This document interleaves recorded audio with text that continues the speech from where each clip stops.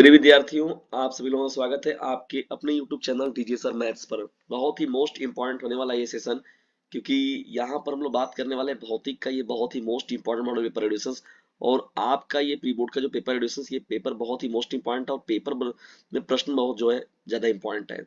तो भौतिक विज्ञान के इन बहुविकल्पी प्रश्नों को देख कर जाइएगा और इन प्रश्नों को एक बार ध्यान से चलिए हम लोग कर लेते हैं रिवाइज। और बहुत ही मोस्ट इंपॉर्टेंट है ये पेपर।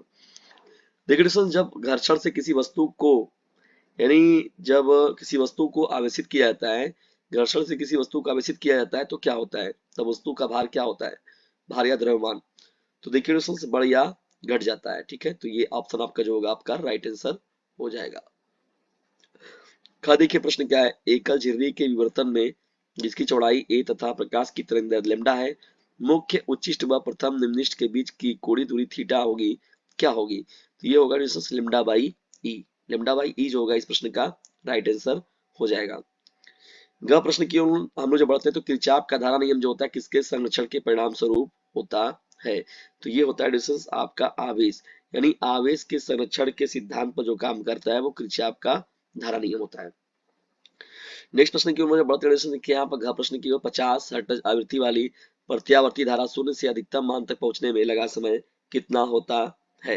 तो देखिए डिस्टेंस यहाँ पर देखा जाए तो ये जो हो जाएगा 50 हर्ट्ज तो लिया गया टी इज इक्वल टू क्या हो जाएगा 1/4 इंटू 50। जब इसको सॉल्व करेंगे आप तो 0.005 सेकेंड, 0.005 एस सेकेंड जो होगा इस प्रश्न का राइट आंसर हो जाएगा।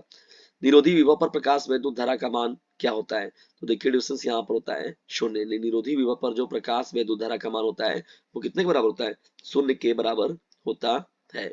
जब आगे बढ़ते हैं डिस्टेंस देखिए यहाँ पर तो युग्म उत्पादन के लिए देखा जाए तो गामा फोटानिक की न्यूनतम ऊर्जा कितनी होती है? युग्म उत्पादन के लिए गामा फोटानिक की न्यूनतम ऊर्जा कितनी होती है? तो ये होता है डिस्टेंस 1.02 मेगा इलेक्ट्रॉन वोल्ट। ठीक है, यहाँ पर देख लीजिए डिस्टेंस खंड ब में जब आप बढ़ेंगे तो इन प्रश्नों को ध्यान से देख लीजिए और इन सभी प्रश्नों को जो है वो तैयार कर लीजिएगा अच्छे से, क्योंकि ये आपके 2023-24 के एग्जामिनेशन का जो बोर्ड एग्जामिनेशन में आप बैठने वाले हैं उसके लिए ये सभी प्रश्न जो होंगे मोस्ट इंपॉर्टेंट रहेंगे।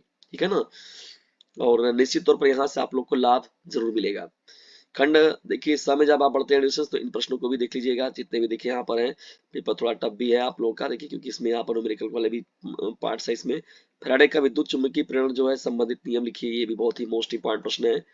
खंड द में जब पढ़ते हैं यहाँ पर देखिए डिस्टेंस तो यहाँ पर जो है गास का नियम बताइए, इसकी सहायता से अनंत लंबाई वाले आवेशित सीधे तार के चालक पर वैद्युत क्षेत्र का व्यंजक स्थापित करना है। द्रव्यमान क्षति देखिए यहाँ पर है और स्वप्रेरण गुणांक है ना। यहाँ पर देखिए प्रतिबिंब की वस्तु से देखिए यहाँ बनता है। ये समांतर प्लेट संधारित्र पर आधारित देखिए प्रश्न पूछा गया है आपका। तो सवालों का को देखिए कोई ठीक नहीं रहता है कि कब आपका सवाल में जो है डिफरेंशियल पूछ देगा, कब आप लोग को ज्यादा से ज्यादा न्यूमेरिकल दे देगा।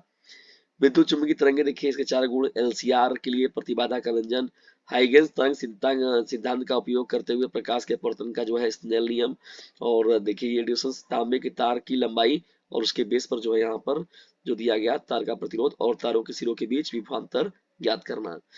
ट्रांसफार्मर क्या है, इसका सिद्धांत तथा क्रियाविधि समझाते हुए निर्गत तथा निवेशी वोल्टेज के लिए सूत्र स्थापित करना है।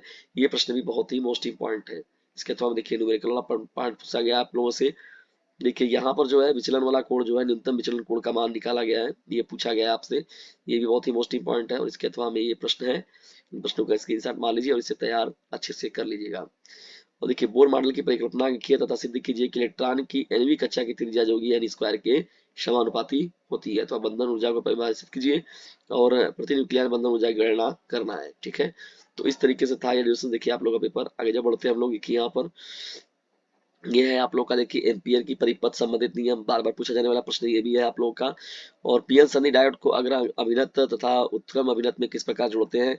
देखिए व्हीट स्टोन सेतु से प्रश्न पूछा गया। व्हीट स्टोन सेतु क्या है? किरचॉफ के नियम की सहायता से सेतु की संतुलन यानी P Y Q is equal to R Y S जो है इसको देखिए यहाँ पर संकेतों के सामान्य अर्थ है P Y Q is equal to R Y S को जो है संतुलित करके बताना है। तो हमें एक समान चुंबकीय क्षेत्र में स्थित किसी धारावाहिक कुंडली पर लगने वाले बल युग्म का बल आघूर्ण ज्ञात का बल आघूर्ण का जो व्यंजन है वो प्राप्त करना है। तो इस तरीके से थर्ड डिविजन ये महत्वपूर्ण पेपर आप लोगों का, ये बहुत ही इंपॉर्टेंट पेपर था डिविजन को ध्यान से देख के जाइएगा और जबरदस्त तरीके से तैयारी करके जाइएगा और इसे अपने क्लासमेट पर शेयर जरूर कीजिएगा। Thanks for watching this video.